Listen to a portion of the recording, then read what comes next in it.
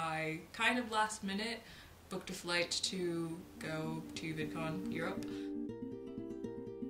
I don't know if you know this or if I'm even allowed to say this, but there's a golden group chat which is Emily, Lex, RHR, and Sanne, and it was basically like the girls' reunion in Amsterdam, and it was wonderful. Having all of us together and having like an internet thing also happening in Amsterdam for a weekend was just an amazing kind of getaway. Lots of hanging around outside, walking down canals, trying not to be mown over by bikes. Rekindled my love for bagels and beans, which is a chain of cafes that are in Amsterdam that serve bagels and coffee. But the main thing that you must get if you go to Bagels and Beans is their hot chocolate, which essentially comes to the table with a steaming hot glass of milk, or almond milk if you don't do dairy, and a little bowl of chocolate chips. And you pour said chocolate chips into the piping hot milk, mix it together, and Bob's your uncle. Enjoy your friggin' life, because you're going to, because it's friggin' delicious. Sanne got me into this podcast. I don't know if you've heard of it. It's called Call Your Girlfriend. It's really, really niche. I think they're gonna be the next big thing. That was sarcasm, by the way. It's basically this amazing podcast that's between two very close friends who live far apart, and they kind of catch up with each other over this podcast. They have segments like This Week in Menstruation. Not that I was ever very like, periods, don't want to talk about them. At least amongst my friends, I feel like we're talking much more about what happens to our bodies every month, which I think is very, very healthy. But that's not the whole podcast. It's essentially just two super smart, very on it women who talk about current events and kind of like the status quo and things in feminism. They've been doing it for 2 years now, and they've had like loads of amazing guests on. For example, I just listened to an episode where they had Hillary Clinton's, like, not her campaign manager, but someone who works on Hillary Clinton's team. And that was so cool to listen of how she like started out as an intern and then has basically just been working for her ever since. What is sort of depressing is because I'm listening to old episodes, they keep talking about Ivanka Trump's dad, and obviously I am in the future and I know how that turns out, so that will be interesting to see how they kind of dissect the election cycle once I catch up with that bit. But anyway, so yes, so that's an amazing podcast that you probably already know about, but if you don't and you've been kind of like, oh, people keep saying that Call Your Girlfriend is really great, but is it? It is. So go listen to it. Reformation, they had a pop-up shop in London. I found the dress that I needed, which I refer to as the boob dress, because it is very revealing in the chest area. This is the neckline, so kind of like a cropped mock turtleneck, and then just plunge. So yeah, very just low. My belly button's probably like here, to give you an idea. But I have very much enjoyed wearing this dress, as much as it makes me really, really nervous to wear it. It's also kind of like my badass dress that I get to, you know, rock out in. A YouTuber I've been very much enjoying is a lady called Arden Rose. She's basically who I wish I was when I was 21. She's just very, very on it. I think, like, I was telling some of my friends that my goal is to like have an Arden Rose Instagram, and when I say that I mean like me pose in these sort of like tastefully coquettish, is that a word? I'm just like, fuck it. Like, if I want to take rude pictures of myself and put them on the internet, why the hell not? So I don't know how this, anyway, so Arden is basically this gorgeous girl who's also like super nerdy and funny and cool, and I'm just like, you're younger than me and you're so cool, and I'm very just like, ugh, can you want to be someone that's younger than you? I guess you can, because I do. I've just been very much enjoying her videos and her Insta and her aesthetic, so shout out Arden. Twitter personality, question mark, shout out.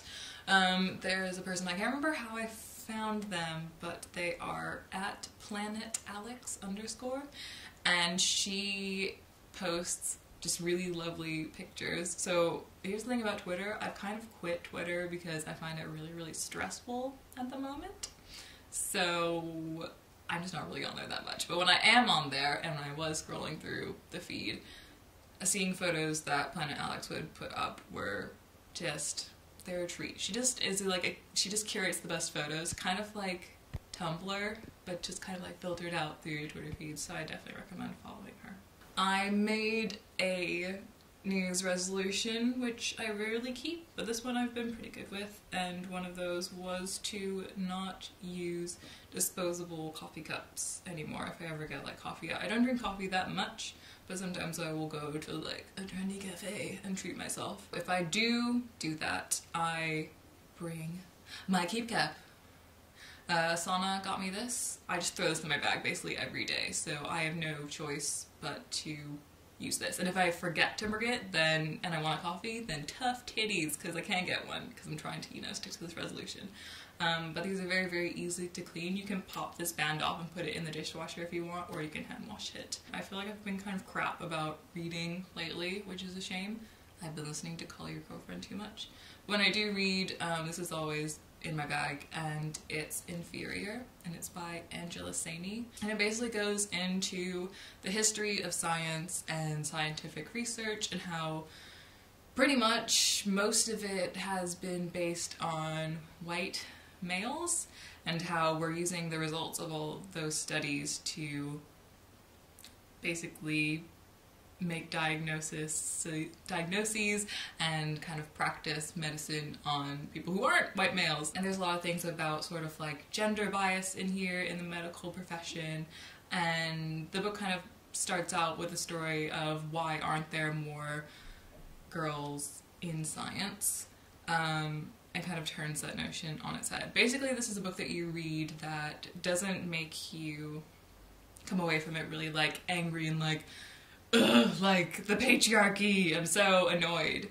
I mean, that is there, but I think it does a much better job of kind of just informing you and you being like, shit, I didn't know that, and then that makes so much sense as to like why medications are passed when they're only tested on certain groups of people, and how things are clearly going to affect other bodies and people from different backgrounds differently. It's a different kind of feminist text that I usually wouldn't pick up, and there's lots of stuff in this that I didn't know about, so I would really recommend this. I'm taking the tube more, so I would usually just use my contact list on my iPhone because we're in the 21st century and it's great, but I had to buy a travel card. So I've gone back to using the card that, like my student Oyster card, which you can still use. You can just top up like a regular Oyster card once it's expired, which I find so lol because the photo on this Oyster card is something that I photoshopped and sent into them, and I could not believe that they accepted it and printed it on this Oyster card that I used all throughout university. I just kind of smile every time I look at it because it reminds me of being in university, and yeah, although paying for it, less, like not smiling as much about that. And then what I've been watching, I finished Atlanta, which is Donald Glover's new show. It's on Sky, I think, in the UK, but you can also, you know, find it on the internet, you're smart. It's absolutely brilliant. I don't really want to say anything about it. I feel like it's best to go into Atlanta just completely not really expecting anything. Just watch it, soak it up, and enjoy. I also have a huge crush on Donald Glover, so spending that much time with his face is very enjoyable to me. I also finally watched Magnolia, which, how did I go through film school without having seen that Paul Thomas Anderson film? I don't know. I also recently watched Boogie Nights. We were just, you know, having a Paul Thomas Anderson moment here. It made me want to like rush out with my camera, so here I am making somebody else film me, so it really did work. And to think that he like directed those films at like the age of, I don't know, 25 or something ridiculous like that, you're just like, humans are great. Also right now on Netflix, they've added the Dick Van Dyke Show, which I kind of like watching, even though it is quite depressingly sexist. I'm very, very torn about that, because I kind of feel like when you watch those things, even though you're like, ugh, obviously like that was back in the past and we're so beyond that, but it's like still if you watch shows that kind of perpetuate those kind of ideas, they do kind of sink in. So slightly problematic maybe for me to have that kind of in the background. I feel like I really need to watch the Mary Tyler Moore show now. So yes, so if you're looking for something kind of like vintagey old, that is on Netflix, and yeah, I've been watching that a lot this month. So those are the things that I liked in April. I'll link everything in the description so you can navigate to the things that piqued your interest. Thanks so much for watching, and I'll see you guys sometime, probably. Okay, bye. That's good. Alright. Yeah, I think you're good.